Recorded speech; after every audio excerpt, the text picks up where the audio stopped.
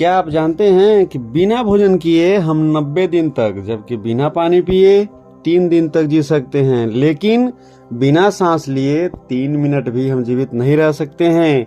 आखिर क्यों? क्योंकि जीवन व मृत्यु के बीच की डोर हमारी सांसें हैं। जब तक सांस है तभी तक जीवन है।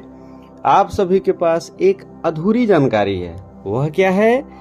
आपका यह मानना है कि सांस लेते समय हम ऑक्सीजन लेते हैं, जबकि सांस छोड़ते समय कार्बन डाइऑक्साइड छोड़ते हैं। आप इस जानकारी को और ठीक कीजिए। वो क्या?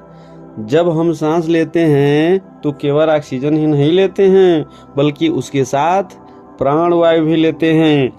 हमारा ये दृश्य शरीर तो ऑक्सीजन ले लेता है, लेकिन यह सूक्ष्म शरीर उसी समय प्राण वायु को ग्रहण करता है। यह प्राण वायु 72,000 नाड़ियों के माध्यम से ऊर्जा प्रदान करती है। प्राण वायु 3 नाड़ियों इड़ा, पिंगला व सुषुम्ना के माध्यम से पूरे शरीर में फैल जाती है। इस दशा को आप ऐसे जानें, अपने नाक के छिद्रों पर उंगली रखकर देखें।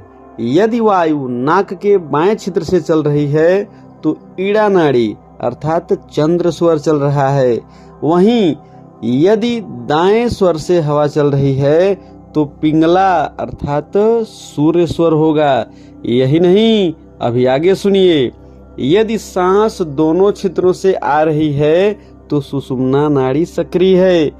ईड़ा नाड़ी की प्रकृति ठंडी होती है, इसलिए उसे चंद्र स्वर, व पिंगला नाड़ी की प्रकृति गर्म होती है, इसलिए उसे सूर्य स्वर भी कहते हैं।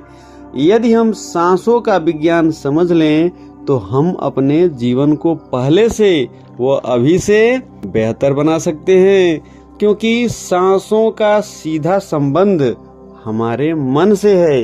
इन सांसों की गति को कम या अधिक करके मन चाहा फल प्राप्त किया जा सकता है। जी हाँ, यह सत्य है।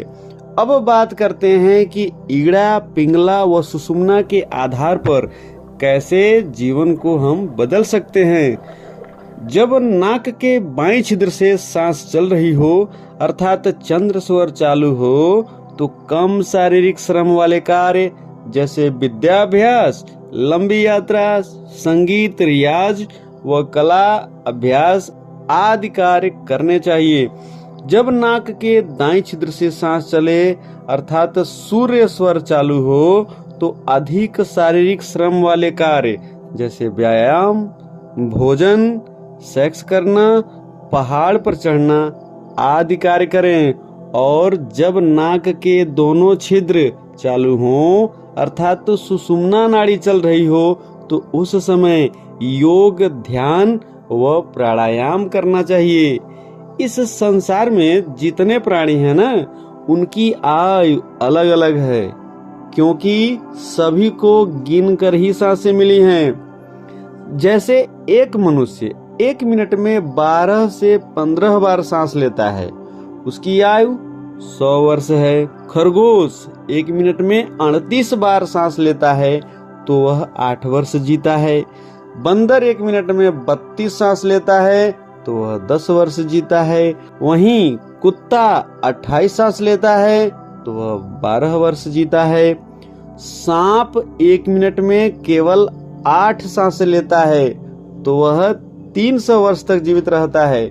जबकि कछुआ 1 मिनट में केवल 6 सांस लेता है और 600 साल तक जीता है ना अनोखी बात?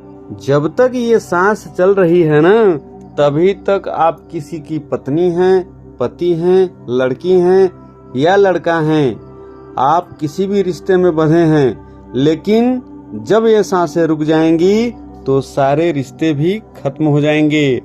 मतलब साफ है, यदि आप सांसों पर कार्य कर लें तो आपके जीवन में चमत्कारिक परिवर्तन होना शुरू हो जाएगा और आप जो चाहे वो पा सकते हैं। इसलिए सांसों पर नियंत्रण के लिए आप ध्यान, योग व साधना को अपने जीवन का हिस्सा बना लें।